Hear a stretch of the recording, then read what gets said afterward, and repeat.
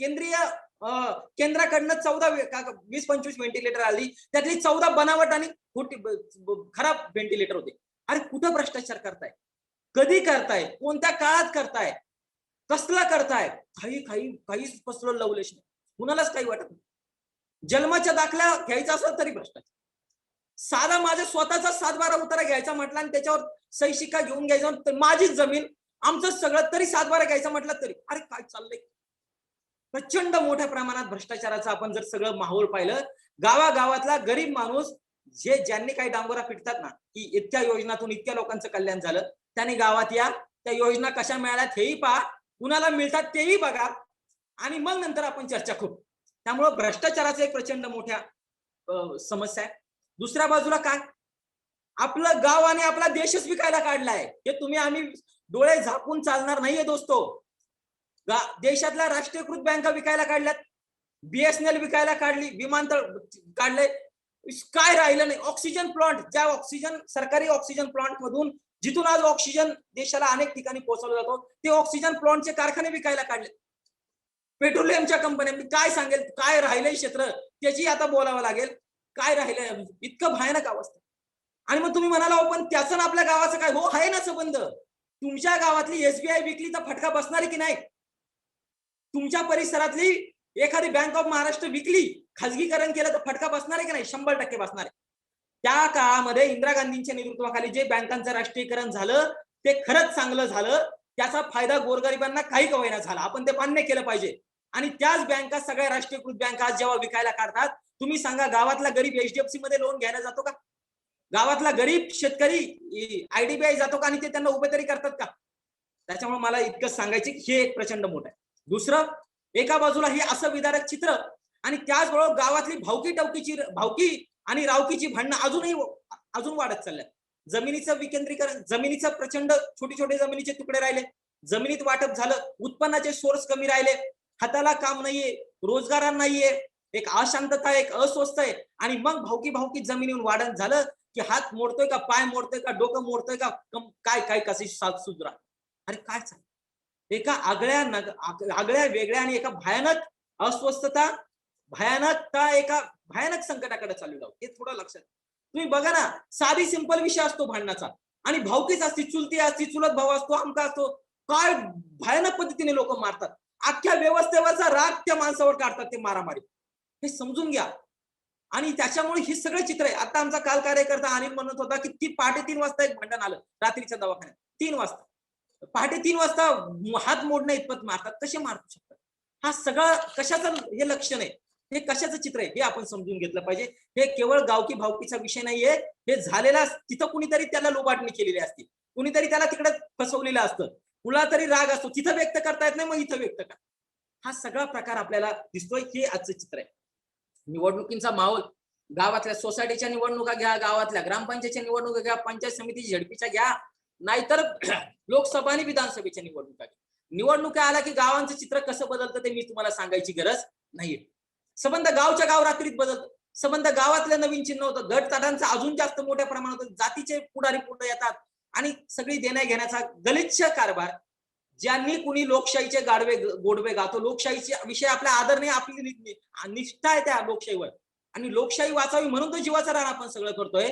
परंतु जे खोट्याचा बागलबुवा आणून लोकशाहीची गोडवे गातात, त्यांना लोकशाहीचं मरण निवडणुकीच्या काही दिवस अगोदर कसं होतं आणि निवडून आल्यानंतर पण 365 दिवस काय होतं वर्षभर, हेही वेगळं. फक्त लोकशाहीचे गोडवे गाऊन नाही होणार.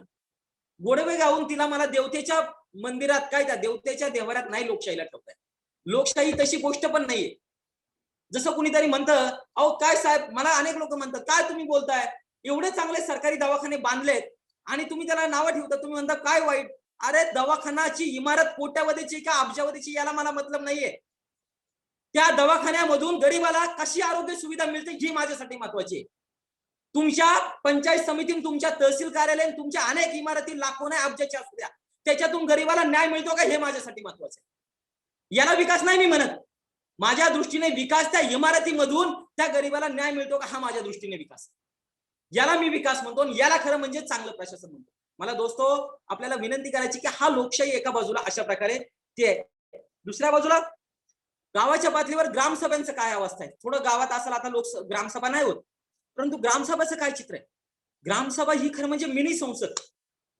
ग्रामसभा ही खरं म्हणजे एका लोकशाही प्रक्रियेला चालना देणारा घटक. त्या ग्रामसभेत किती लोक असतात? ग्रामसभेचा ठराव कसा होतो? ग्रामसभेची उपस्थिती कशी घेतली जातात? ग्रामसभेत निर्णय कसे होतात? ग्रामसभेत महिलांना काय स्थान आहे? ग्रामसभेत गावातल्या दलित आदिवासींना काय स्थान आहे? ग्रामसभेत अल्प कोरडवाहू शेतकऱ्याचा आवाज किती ऐकला जातो? ग्रामसभेत खरंच सरकारी अधिकारी येतात का? काय ते जरा एकदा ग्रामसभेचा खरा अर्थ काय आणि वास्तवता काय, त्या दोघांमधलं काय चित्र आहे ते आपण जरा समोर आणा, आणि मग आपल्याला लक्षात येईल की हे काय आजचं गावातल्या ग्रामसभेचं चित्र झालं. अजून एक गावामधलं अजून एकच मुद्द्याकडे मला लक्ष वेधायचं आपलं, चंगळवादाचं थैमान. हे जरी सगळं खरं असलं तरी जो वर्षानुवर्ष गावात शोषण करता जे घटक आहेत त्याला आता ओळखायला लागली. मी गावातल्या अजून 5 गरिबाच्या जमिनी हडप केल्यात ना, अजून मला 10 जणांच्या जमिनी हडप करायच्या. माझा अजून एक बंगला आहे ना, अजून 2 बंगले करायचे. माझ्या घरापुढं स्कॉर्पिओ ना, नाही स्कॉर्पिओ नाही चांगली गाडी, अजून कोणती तरी चांगली गाडी, काय त्याला असती ती गाडी, अजून ती गाडी मला चांगली पाहिजे. अहो काय नाही, माझ्या बायकोच्या काळात फक्त 10 तोळं दागिने तो, ते खरं म्हणजे 25 तोळे पाहिजे. मी त्या दिवशी आमदाराच्या तिकडे पाहिलं त्या सगळ्यांच्या ह्याच्यात, ते 25 तोळे तरी किमान सोन्याचे दागिने. हा चंगळवाद त्यांच्यात तर आहेच, पण तो गरीबात पण आलाय. तो म्हणतो मरच जाऊ दे, काय आहे, शेजारच्याकडे लय चांगला मोठा स्मार्टफोन आला, एखादा बैल विकू पण चांगला 15,000चा स्मार्टफोन घेऊनच टाकू, काय असेल ते होऊ दे. हे काय? आज प्रतिष्ठा कशावरून मोजली जाते? हा चंगळवाद कुठे घेऊन चाललाय? ह्या चंगळवादाचं पण आपल्याला आव्हान आपल्याला गावात ठेवलं पाहिजे. एका बाजूला आपल्याकडं वारकरी संप्रदायामधून एक साधा, म्हणजे किती साधा, खरं साधी राणी उच्च विचार अशा टाईपचं आपल्याकडे आजपर्यंत वातावरण, ते आता तसं राहिलेलं नाहीये, ते कधीच संपलं.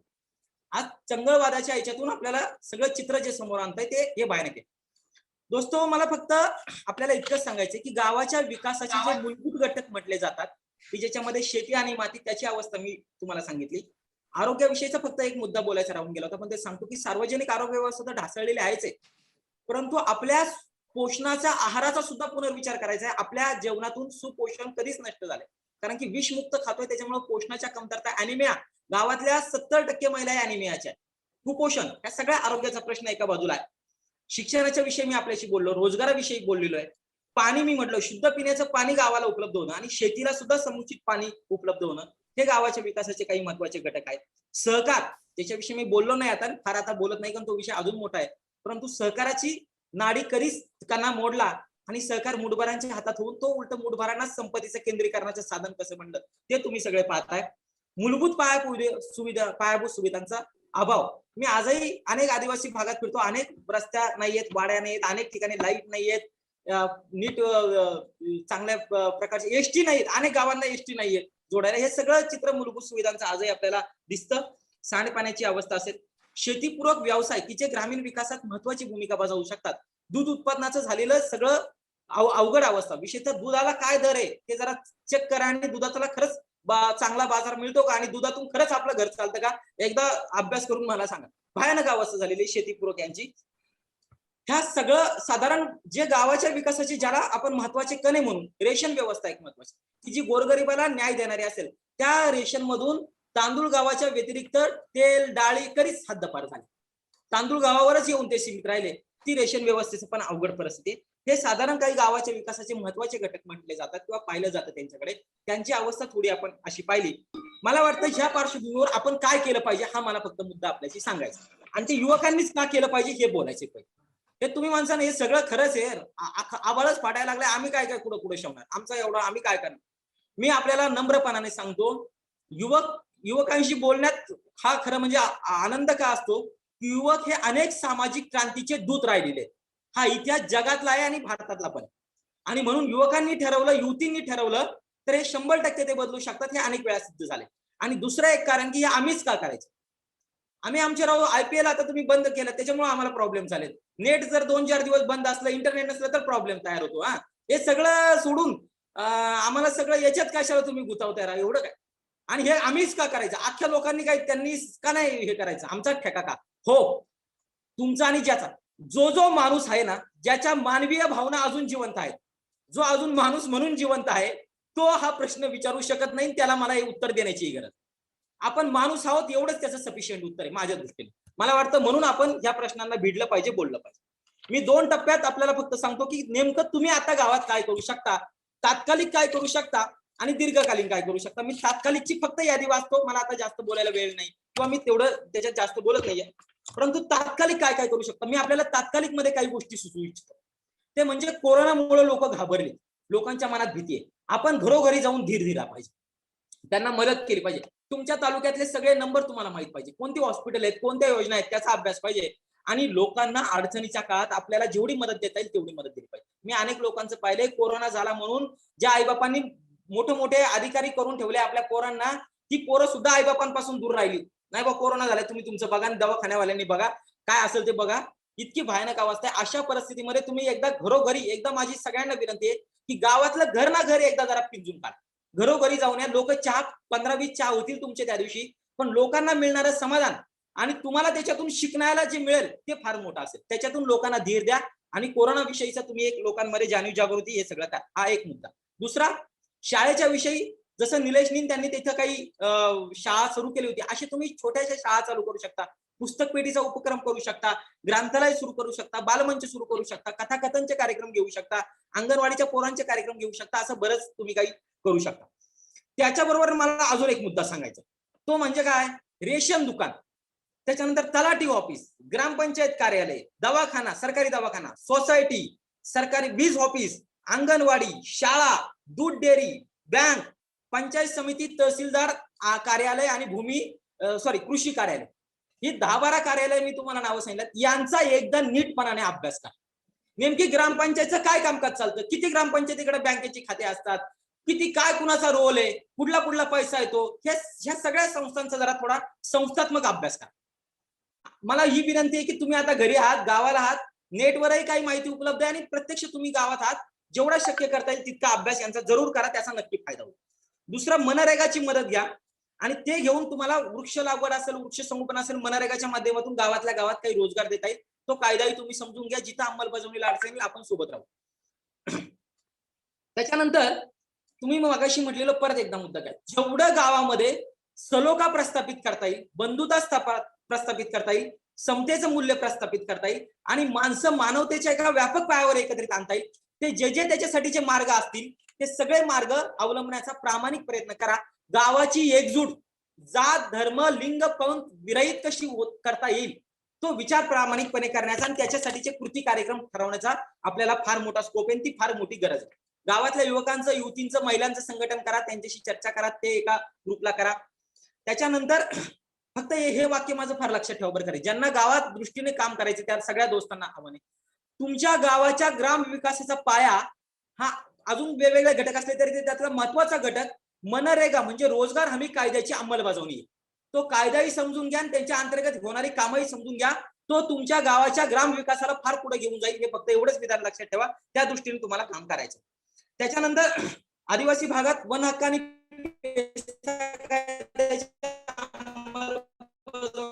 विषय तुमचा आवाज कटतोय. किमान गावातल्या महिलांना माहिती तरी द्या, लक्षणं सांगा. एकच मिनिट. त्याच्यानंतर गावात व्यसनमुक्तीवर तुम्ही काही कार्यक्रम छोटेखानी, फार वाद होणार नाही अशा लक्षात घेऊन कार्यक्रम करा. आणि अजून एक सूत्र सांगणार आहे, ते सूत्र आहे, ते तत्व नाही. गावातल्या सर्व पक्षीय पुढाऱ्यांशी, गावातल्या सगळ्या जाती धर्माच्या पुढाऱ्यांशी मैत्री करण्याचा प्रामाणिक प्रयत्न करा. काय सगळ्यांना विरोधात जाऊन काही आपल्याला होणार नाही. संवाद साधा, मैत्री करा, घ्या गोडी, त्यांनाही सोबत घेऊन काय करता येईल का ते करा ना. एकदम आपण काहीतरी वेगळं करायला गेलो तर काम राहायचं बाजूला आणि विरोधात चालू व्हायचा. त्यांना सोबत घेण्याचा प्रामाणिक प्रयत्न करा. आणि खरंच ही राहा, ती माणसं वाईट नाहीयेत, ते काय असं कुणीच जन्मता असं वाईट नाही होत. तुम्ही माझ्या सुद्धा जे दुर्गुण आहेत त्यांच्यातही काही चांगल्या वाईट गोष्टी आहेत, त्या आजूबाजूच्या समाज व्यवस्थेने केलेल्या आहेत. ते अपयश त्यांचं नाहीये, फक्त आपल्या सगळ्यांचं अपयश येते. अशी माणसं तयार होणं हे आपल्या व्यवस्थेचं अपयश हे समजून घेऊन आपण त्यांच्याकडे पाहिलं पाहिजे आणि म्हणून त्या दृष्टीने पाहिलं पाहिजे. द्वेषाच्या भूमिकेतून गेलो तर फसून जाऊ, प्रेमाच्या भूमिकेतून जाऊ, सोबत घेण्याचा प्रामाणिक प्रयत्न करू. हा मला आपल्याला काही सांगायचं आहे. अशा अनेक तात्कालिक करता येण्यासारखे काही कार्यक्रम आहेत ज्याच्यावर अजून पण बोलू आपण. तुम्ही आणि ही सूत्र मी सांगितलं, तुम्ही अजून वेगवेगळे विचार करा. तुम्ही खूप सगळ्या जगाचा आणि याचा अनुभव घेतलाय. त्याच्यामुळे मी काही त्याच्यात जात नाही. पण दीर्घकालीन लढाईचे 5 मुद्दे सांगतो आणि थांबतो फक्त मुद्दा. दोस्तो, मला दीर्घकालीन लढाईविषयीचे बोलायचं. आपण थोडंसं जरा हे समजून घेतलं पाहिजे. इथली जी व्यवस्था आहे ती भांडवलशाही व्यवस्थेला, एका विशिष्ट भांडवली समाजाला, विशिष्ट कारखानदारांना, विशिष्ट उद्योजकांना आणि अतिश्रीमंतालाच अतिश्रीमंत होण्याची मार्ग खुल्ली करून देणारी व्यवस्था. मला वाटतं आपल्याला हा विचार करावा लागणार आहे की आपल्याला आपला गाव, समाज, निसर्ग, आपली माती, आपली शेती जपायची, टिकायची आणि तिला संपन्नतेकडे जायचं. आणि त्यामुळं जनतेला सामान्य जनतेचा विचार करणारी राजकीय धोरण, सामान्य जनतेचा विचार करणारी सामाजिक धोरण, सामान्य जनतेला केंद्रीभूत ठेवणारी सांस्कृतिक धोरण ही पटलावर आणावी लागतील, ही पुढे आणावी लागतील, त्यांच्याविषयी चर्चा करावी लागेल, त्यांच्याविषयी बोलावं पण लागेल. भांडवलशाही आणि एकूणच श्रीमंतालाच अतिश्रीमंत करणाऱ्या व्यवस्थेविरोधात आवाज उठवला पाहिजे. ते सगळं चांगलं, ते सगळं तुम्ही ठीक राहा, आम्ही आमचंच फक्त पाहतो असा विचार करता येणार नाहीये. आणि म्हणून मला इतकं सांगायची, सामान्य लोकांना केंद्रीभूत डोळ्यासमोर ठेवून सगळ्या प्रकारची राजकीय, सामाजिक, आर्थिक धोरणं पुढे आणण्यासाठी आपल्याला सतत बोलावं लागेल, काम करावं लागेल, चर्चा करावं लागेल. सेकंड मुद्दा, आरोग्य आणि शिक्षण याच्याविषयी ही 2 क्षेत्र तरी खाजगीकरणाच्या ताब्यात नको. आम्हाला सगळे सरकारी दवाखाने चांगले पाहिजेत, शिक्षण मोफत पाहिजे आणि आरोग्य चांगलं पाहिजे आणि रोजगाराची हमी पाहिजे. या 3 मुद्द्यावर तुम्ही आता मुवमेंट चालू केल्या पाहिजे. युवकांनी मुवमेंट सुरू केल्या पाहिजेत की आरोग्य, आता आम्ही खाजगी दवाखान्यांनी आमच्या माना कशा मुरगळल्या. कोरोनात सगळ्यांचे खाजगी दवाखान्यात ज्यांचे पेशंट होते त्यांना विचार 5-5 लाख रुपये दिलेले आहेत. त्याच्यामुळे खाजगीकरणाचा सोर्स बाद झाला. तुम्हाला खाजगीकरण ठेवायचं तुमच्या पुरतं ठेवा, पण इथल्या प्रत्येक गरिबाला चांगली आरोग्य व्यवस्था, चांगलं शिक्षण आणि रोजगार मिळाला पाहिजे याच्यासाठी. आणि ती सरकारची जबाबदारी, ती टाळता येणार नाही सरकारला. म्हणून तर निवडून दिले ना, म्हणून तर टॅक्स गोळा करताय ना. काय फक्त वेगवेगळ्या सगळ्या जाती धर्मांची मंदिरं बांधायला आणि समाज मंदिरं बांधायला नाही टॅक्स देत आम्ही. आम्हाला शिक्षण, आरोग्य, रोजगार पाहिजे, याच्यावर आपण बोललं पाहिजे. संविधानाचं रक्षणाची दीर्घकालीन लढाई. आज संविधानावर जागात आहे, संविधानाला पात्र करण्याचा प्रयत्न केला जातोय, संविधानाच्या मूल्यांच्या विरुद्ध समाज मानस घडवलं जाते. आणि म्हणून संविधानाच्या रक्षणासाठी जे जे काही करता येईल ते दीर्घकालीन करा. जात-पात, धर्म, धर्मांधता, स्त्री-पुरुष विषमता, या सगळ्या प्रकारच्या विषमतेविरुद्ध लढा लढायचा आहे, याचं भान आपल्याला पाहिजे. पर्यावरणासाठी दीर्घ धोरण, तात्काळ अंमलबजावणी, तात्काळ रणनीती हे ठेवलं पाहिजे. त्याच्यासाठी चिवट काम केलं पाहिजे. पर्यावरण जे सगळं चाललेलं आहे, जे ओरबाडणं चाललंय, उद्या पृथ्वी सगळी नष्ट व्हायला लागलेली आहे. कसलं गावन, कसली माणसं, कसलं काहीच राहणार नाही. त्या सगळ्या विषयी बोललं पाहिजे. ज्याला ग्राम विकासाविषयी आपण जे बोलतोय, मी मनरेगा जसा एक पाया महत्वाचा सांगितला, तसा दुसरा सांगतो, स्वामीनाथन आयोग. स्वामीनाथन आयोग हा फक्त शेतीविषयी बोलत नाहीये, कृपया गैरसमज दूर करा. स्वामीनाथन आयोग हा एकूण ग्राम विकासाची पुनर्मांडणी विषयी बोलतोय, त्याच्याविषयी जरूर वाचा. म्हणून स्वामीनाथन आयोगाच्या अंमलबजावणीचा जोर पकडा, स्वामीनाथन आयोगाची अंमलबजावणी करा, याला पाठबळ कसं मिळेल आणि ती चळवळ कशी होईल याच्यावर चर्चा करा. दुसरं, ग्रामीण विकासातील मी जे सगळे आपल्याला सांगितले, शेती, पाणी, शिक्षण, आरोग्य, रोजगार, पशुसंवर्धन, शेतीपूरक व्यवसाय, ग्रामसभाची सक्षमता, याच्यावर सातत्यपूर्वक आपल्याला काम करावं लागेल, धोरण समोर ठेवून काम करावं लागेल. वैज्ञानिक दृष्टिकोनाची रुजवणूक मोठं चॅलेंज आहे तुमच्या माझ्यासमोर. त्याची आपल्याला जर ती रुजवणूक गावाच्या पातळीवर करता आली, ती 4 महिन्यात होणार नाही, तिला 10-20 वर्ष काम करावं लागेल, पण ते चॅलेंज समोर ठेवावं लागेल, ते करा. मानवतेची रुजवणूक आपल्याला करत करत आपला पुरोगामीपणाचा, माणुसकीचा, बंधुतेचा, समतेचा, धर्मनिरपेक्षतेचा पाया पुढे घेऊन जावं लागेल, ते करावं लागेल. राजकीय साक्षरता सुद्धा आणावी लागेल. राजकीय पॉलिटिक्सचं जर कोण असेल याच्यात तर ते सांगतील की राजकीय साक्षरतेचा अभाव असल्या कारणानं भारतामध्ये आज कोण सत्तेस्थानी जातंय, कसं जातंय, काय धोरण राबवतंय आणि तरी त्यांना जनमत कसं मिळतंय, हे राजकीय साक्षरतेचा अभाव आहे. त्याच्यामुळे आपल्याला राजकीय साक्षरतेवर सुद्धा बोलावं लागेल. मी आणि मग राजकारणाचा माझा घेणं देणं नाही असं नाही चालत. ते सगळे राजकारण धोरण ठरवणार असेल तर मला राजकारणावर बोलावं लागेल, 100% बोलावं लागेल. माझं गावाची धोरणं, माझ्या माणसांची, माझ्या शेती मातीची धोरणं ते नाही ठरवणार. माझी जमीन जर कॉन्ट्रॅक्टदाराच्या कंपनीच्या घशात घालणे असणार तर मी राजकीय धोरणावर बोलणार. आणि म्हणून मला असं आपल्याला सांगायचं, राजकीय साक्षरतेवर पण आपल्याला चर्चा करावी लागेल. कल्याणकारी जे आज कायदे आहेत त्याचा अवलंब अधिकाधिक कसा होईल, कारण ती आज आपल्या समोर ढाल आहे, तेवढ्यात तेवढी ती ढाल आहे. अशा कल्याणकारी कायदे, मी मगाशी त्यांचा उल्लेख केला, त्या सगळ्या कल्याणकारी कायद्याचा अवलंब झाला पाहिजे. शेवटला मी एक वाक्य घेऊन आपली थांबतो इथं, ते म्हणजे काय, मला गावातून काय हद्दपार करायचंय आणि मला गावात काय आणायचंय याची मला स्पष्ट जाणीव असली पाहिजे. मला माझ्या गावातून बेरोजगारी हद्दपार करायची, व्यसनाधीनता हद्दपार करायची, भ्रष्टाचार करायचा, जात धर्म सगळ्या प्रकारच्या विषमता हद्दपार करायच्या, गावातले तंटे रद्द करायचे.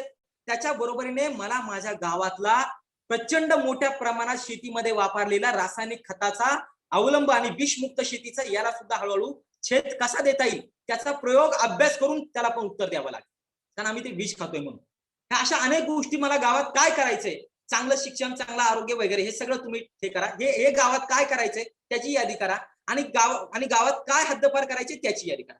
आणि चांगलं तुम्हाला मी म्हटलं की चांगलं काय करायचं तर चांगलं शिक्षण, चांगलं आरोग्य, चांगलं रोजगार, सुपोषण, निवारा ह्या सगळ्या गोष्टी मला आणायच्यात. शेवटी काय तर गाव आनंदी, संपन्न, भेदाभूत मुक्त, समानतेकडे जाणार, परस्पर काही वर्षापूर्वी जसं होतं की मी स्वतःही का अनुभव गावाच्या पातळीवर घेतलेत की ज्या गरीबाला कुणीच ज्यावेळेस नसायचं त्यावेळेस गावातलीच काही माणसांनी प्रचंड मोठ्या जी जातपातीच्या विरहित जाऊन मदत केलेली आहे ती मी स्वतःही अनुभवलेलं आहे. मला वाटतं तो गावाचा मूळ स्वभाव आपल्याला समोर आणावा लागेल आणि समतेकडं सगळ्यांना रोजगाराची संधी देणारा, चांगलं शिक्षण, आरोग्य, पिण्याच्या पाण्याची व्यवस्था करणारा, स्थलांतर थांबवणारा आम्हाला एक गाव बनवायचंय. त्याच्यासाठी तुम्ही आपण सगळेजण प्रयत्न करूयात, आपल्या ताकदीने करूयात, आपल्या क्षमतेने करूयात, आपल्या ज्ञान कौशल्याने करूयात, ही आपल्याला विनंती आहे. मला वाटतं माझं जेवढं होतं ते मी आता थांबवतो आणि मग काही प्रश्न असतील तर ते बोल. धन्यवाद. धन्यवाद अमोल सर. नक्कीच आपल्याला गाव आनंदी, संपन्न, भेदाभेदांच्या पलीकडचं आणि शिक्षण, आरोग्य या सर्व बाबतीमध्ये सर्व संपन्न अशा पद्धतीने आणायचं आहे. अमोल सरांनी अनेक विषयांवर आज भाष्य केलं. त्यांनी कोरोनामुळे शिक्षणाची उडालेली तारांबळ, बेरोजगारी, शेतकरी आंदोलन जरी दिल्लीत सुरू असलं तरी त्याचा आपल्या इथल्या शेतकऱ्यांवर, आपल्या इथल्या आदिवासी भागातल्या शेतकऱ्यांवर कसा परिणाम होतोय ह्या सगळ्या गोष्टी सांगितल्या. जातीयता, भ्रष्टाचार, गावागावातील निवडणुकांदरम्यानचे वाद, चंगळवाद, रेशन व्यवस्था, ग्रामसभेचा उद्देश काय आणि सध्याचं वास्तव काय, या अशा अनेक गोष्टींवर सरांनी भाष्य केलं. आणि शिवाय आपण तरुण काय करू शकतो हे सुद्धा सरांनी शेवटच्या काही मुद्द्यांमध्ये सांगितलं. त्यामध्ये त्यांनी तात्कालिक गोष्टी आपण काय करू शकतो याही सांगितल्या, दीर्घकालीन गोष्टी काय करू शकतो याही सांगितल्या. सर खरंच आपलं मार्गदर्शन खूप मोलाचं आहे आमच्यासाठी. जर कुणाला काही प्रश्न असतील तर आपण ते एक 4-5 प्रश्न घेऊ. ज्यांना काही प्रश्न असतील ते चॅट बॉक्स मध्ये टाकू शकता. एक 4-5 प्रश्न घेऊ आणि आपण मग थांबू. येस.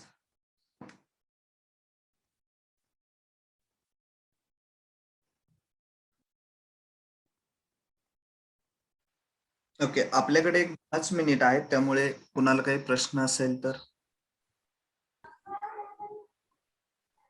मी व्हॉइस वर विचारू का असं अनम्यूट करा? Yes, go ahead sir. तर मी एक गोष्ट नोटीस केली होती. आता गावचा विकास म्हणलं की गावाच्या साईडला आजकाल बऱ्याचदा काय व्हायला लागले की शहराच्या साईडला शिफ्ट तर होतातच लोक, पण पाण्याचा प्रश्न आल्यामुळं गावातून त्यांच्या शेतात खूप स्थलांतर व्हायला लागले, तिकडे शिफ्टिंग होती. म्हणजे गावात खूप कमी फॅमिलीज राहतात आता. मग आता गावात कमी फॅमिली झालं तर त्यांना ग्रामपंचायतीच्या सुविधा किंवा शाळांकडे लक्ष, परत दवाखाने वगैरे, रस्ते, एसटी महामंडळाकडूनची जे ट्रान्सपोर्टेशन असते तर ते मिळतच नाही. किंवा आता त्यांचं लक्ष म्हणलं तर आपण जर स्वतः, आता माझी फॅमिली शेतात शिफ्ट झाली तर आपलं गावाकडे जाणं येणं जास्त तर ते खूप कमी होत आहे. म्हणजे आता ज्याच्याकडे गायी वगैरे तर मूळ प्रश्न तुमचा काय की गावातल्या गावात जे काही स्थलांतर होतोय, गावातून लोक शेतामध्ये, वस्तीवर स्थलांतरित होत आहेत आणि त्यामुळे ग्रामपंचायतच्या बाजूने ज्या काही योजनांची अंमलबजावणी होते त्यामध्ये काही प्रमाणात असं वाटतंय का की ते योग्यरित्या होत नाहीत, असा प्रश्न? हा, आणि लक्ष राहत नाही आपल्यामुळे, त्याच्यामुळे त्यांचा विकास होत नाहीये. Okay, thank you sir. Amol sir, 2 question आहेत. एक तर निंबाळकर सरांनी जो प्रश्न विचारला आणि दुसरा म्हणजे गाव पातळीवर, शहर पातळीवर कोरोनाला प्रतिबंधात्मक काय उपाययोजना करू शकतो, तर यावर मी बोलू शकतो. सरांचा जो प्रश्न आहे तर ते बरोबर आहे की काही गावांमध्ये, मी म्हणतो खरं म्हणजे संबंध महाराष्ट्रातलं ते चित्र नाही, पण काही गावांमध्ये तुम्ही म्हणता की गावठाण सोडून, त्याला गावठाण आपण गावठाण सोडून लोक आपल्या शेताकडे गेली पाण्या किंवा इतर काही अडचणीमुळे शेताचं पण, तर मग ते तिकडे सुविधा ते देत नाहीत असं. तर हम्म. तिकडे काय सुविधांविषयी, मुख्यतः पाणी, की ज्या पाणी इथं नाही व्यवस्थित तुम्हाला म्हणून तिकडे तुम्ही तुमच्या शेतात गेला. फार फार तर रस्त्याच्याच विषयी अडचण येऊ शकते, पण बाकी ज्या सुविधा आहेत त्या गावात आहेतच ना. त्याच्या सगळ्यांच्यासाठी आपल्याला तुम्हाला गाव म्हणून एकत्रित येऊन लढा द्यावा लागेल किंवा त्याच्याविषयी बोलावं लागेल, संवाद साधावा लागेल. उदाहरणार्थ गावात रेशन दुकानदार गावात आहेत, असे अंगणवाडी गावात आहे, शाळा आहे, तुमची सोसायटी असेल, तुमची दूध डेअरी असेल, ह्या सगळ्या गावात संस्था आहेत. त्या गावांच्या संस्थांमध्ये गुणात्मक आणि न्यायपूर्ण व्यवहार कसा होईल की जेणेकरून त्याचा गावाला सगळ्यांना फायदा होईल, याच्यासाठी आपल्याला पहिल्यांदा संवाद करावा लागेल. ग्रामसभेमध्ये संवाद चर्चा करत करत ते सोडवावे लागतील. संघर्ष हा काहीतरी सुरुवातीचा मार्ग आहे असं मी कधीच म्हणत नाही आणि म्हणणार पण नाही, पण संवाद आणि ते सगळे झाल्यानंतर लोकशाही मार्गाने जावं लागेल. हा एक मुद्दा. दुसरा कोरोनाच्या विषयी, त्याच्याविषयी मी आता आपण काय करू शकतो ते फार महत्वाचं आहे. आपण म्हणजे सरकारने काय केलं पाहिजे, काय आता हा भाग वेगळा आहे त्याच्यावर आपण बोलू, पण व्यक्तिगत आपण काय केलं पाहिजे. मला वाटतं गावाच्या पातळीवर कोरोनाच्या विषयी जाणीव जागृती नीटपणाने केली पाहिजे. म्हणजे काय, अनेक ठिकाणी लसीकरणाविषयी काही गैरसमज ते गैरसमज दूर करण्यामध्ये आपण हातभार लावला पाहिजे, लोकांपर्यंत योग्य ती माहिती पोहोचवली पाहिजे. हा पहिला मुद्दा. दुसरा की काही सरकारी काही म्हणजे डॅशबोर्ड आहेत, काही नंबर आहेत, इथं नाही बेड मिळालं तर इथं कॉल करा, अशा काही नंबर सरकारने जाहीर केलेत, पण हे लोकांना माहित नसतात. हे लोकांपर्यंत कसे पोहोच करता येईल ते दुसरा मुद्दा सांगा. तिसरा मुद्दा की ह्या काळामध्ये व्यक्तिगत काय काळजी घ्यायची आरोग्याची गावातल्या लोकांनी, याच्याविषयी माहिती करा. आजही गावात लग्न आणि दशक्रिया अनेक ठिकाणी चांगल्या धूमधडाक्यात कमी जास्त प्रमाणात चालू आहे. त्याला अटकाव कसा करता येईल याच्याविषयी चर्चा करूयात, त्याच्याविषयी समजून सांगणं सुरुवात करूयात. मास्क आणि याचा सगळा वापर कसा जास्त होईल याच्याविषयी बोललं पाहिजे. मला वाटतं आपण व्यक्तिगत एक कार्यकर्ता किंवा तरुण म्हणून जेवढं काही एक वेगवेगळ्या माध्यमातून करू शकतो ते करण्याचा प्रयत्न आपण प्रामाणिक केला पाहिजे. मी फक्त एक उदाहरण सांगतो, हा प्रश्नाचं उत्तर सांगतो. इंग्लंडमध्ये कोरोनाची जी काही सगळी लाट ओसरण्यामध्ये त्यांना यश आलं, त्याच्यात लसीकरण हा जसा एक मोठा फॅक्टर आहे ना, तसा दुसरा फॅक्टर सातत्याने प्रशासनाकडे सजग नागरिक गटाकडनं लोकांना दिल्या गेलेल्या सूचना. मला एक सांगायचं, इंग्लंड मधल्या लोकांना जर एवढा सूचनांचा भडीमार करावा लागत असेल तर भारतासारख्या देशात तर नक्कीच जाणीव जागृतीचं प्रचंड मोठं काम करावं लागणार. आणि आपल्याला ते सगळं करावं, कारण की आपल्याकडे निरक्षरता, बाकीच्या सगळ्या गोष्टी, टेक्नॉलॉजीचा सगळा अवलंब हा सगळा कमी आहे. त्याच्यामुळे मला इतकं सांगायचं की भारतासारख्या देशात जाणीव जागृती हा प्रचंड मोठा फॅक्टर आहे. तो मी सहजरित्या करू शकतो, ते आपण केलं पाहिजे. आणि अजून एक असा, प्रशासनाला सुद्धा मदत केली पाहिजे. प्रशासन आपल्या विरोधात नाही, जेवढं काही प्रशासनाला सहकार्य करायचं असेल या निमित्ताने ते 100% प्रशासनाला सहकार्य करा, हा मला विनंती आपल्याला करायची. Okay sir, thank you sir. आपल्याकडे एक 4च मिनिट आहे, तर 4 मिनिटामध्ये मी तुम्हा सर्वांचं अगोदर तर आपलं युवा हम पहिल्यांदाच असं काहीतरी व्हर्च्युअल पातळीवर असा प्रयोग करतंय आणि त्यातून बरेच लोक, जवळपास 100 लोक या ठिकाणी जुळलेले आहेत आपल्यासोबत. आता ते कमी कमी होत आहे, संपतंय म्हणून हरकत नाही, पण जवळपास 100 लोक. आणि पहिल्याच प्रयोगाला इतक्या मोठ्या ताकदीने बरेच ज्येष्ठ नागरिक देखील आपल्याला या ठिकाणी जुळलेले आहेत. याचबरोबर अनेक तरुण मंडळी तर आहेच.